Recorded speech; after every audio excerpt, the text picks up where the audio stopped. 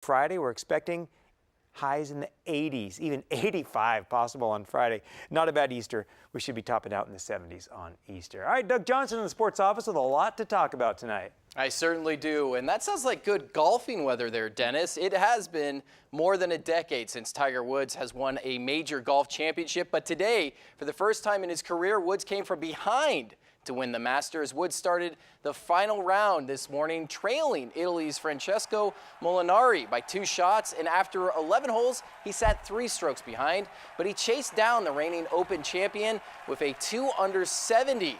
This is the 5th time Woods has won the Masters. He's now second only to Jack Nicklaus, who has won 6 times. Woods now has 15 major championship wins, and Woods also became the 2nd oldest man to win a green jacket at 43 years old. The oldest man was, you guessed it, Nicklaus, who won it when he was 46. And here's what Woods had to say about this huge accomplishment this morning in Augusta. All of a sudden I had the lead, and coming up 18, it was just trying to make a 5. And when I tapped the putt in, I don't know what I did, but I know I screamed. And then I was just looking for Joey somewhere. Shook the guy's hands and then found Joey, and then it was a pretty big embrace. And then to have my kids there, it's come full circle. My dad was here in '97, and now I'm the dad with 2 kids there.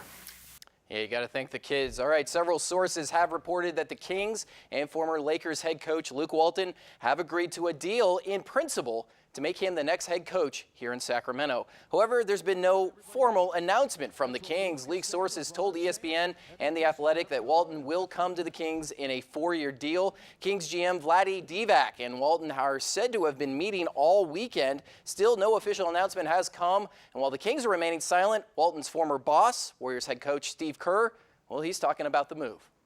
Happy for Luke. That was quick. Great opportunity, though. Really nice young team.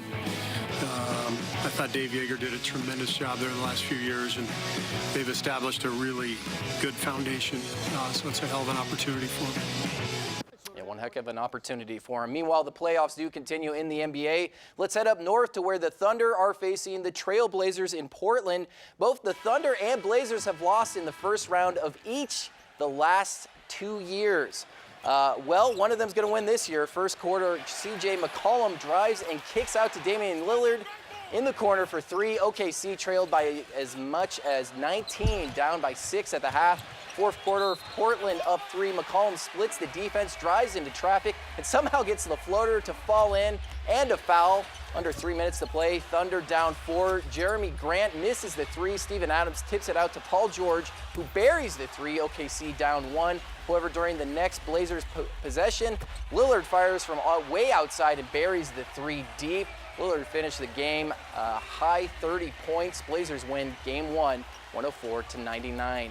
Elsewhere in the NBA, the Celtics beat the Pacers 84-74 in Game 1 of the Eastern Conference Finals, and the Pistons lost to the Bucks 121-86. Meanwhile, the Rockets beat the Jazz 122-90 in Houston. All right, the Sharks were looking to win Game 3 in their playoff series against the Las Vegas Golden Knights. We'll tell you how they did. Plus, the Giants were almost on the wrong side of history. I'll explain that. Sports continues after the break. Stick around.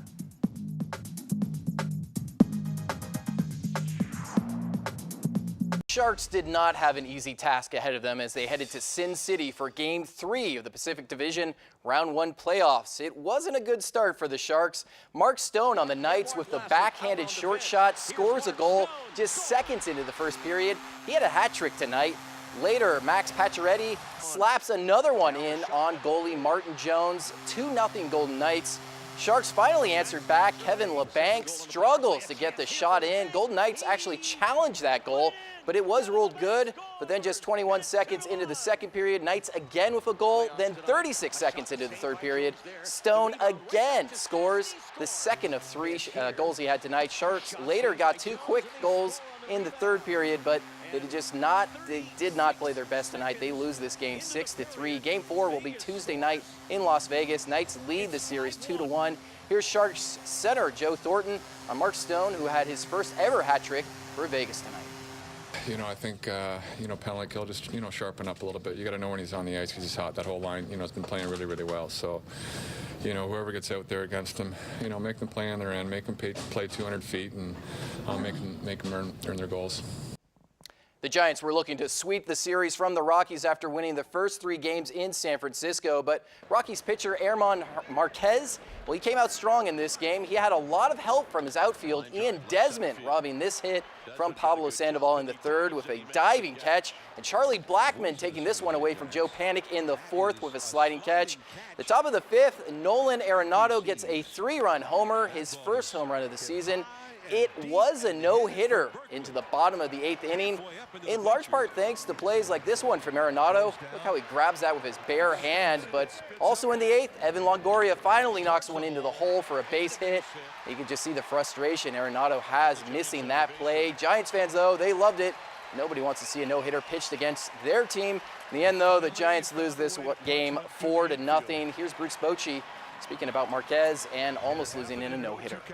A few balls we did hit hard, and we hit right at them, so we had a little tough luck there. But, give credit, where it's due. And he pitched a heck of a game, and, he's going to throw a lot of games like that. That's how good his stuff is. Yeah, the A's and Rangers, they had their game canceled yesterday due to the rain. Well, today, both teams came out swinging. The A's had a lot of runs in their first 4 innings of the game. In fact, they hit 4 runs in the 4th, leading it 7-2. But after that, you just could not get another run, nor could they hang on. To the bottom of the 7th, Elvis Andrus hits a home run, his 3rd of the season, and the Rangers rallied, hitting 4 runs in the bottom of the 8th to win this one 8-7.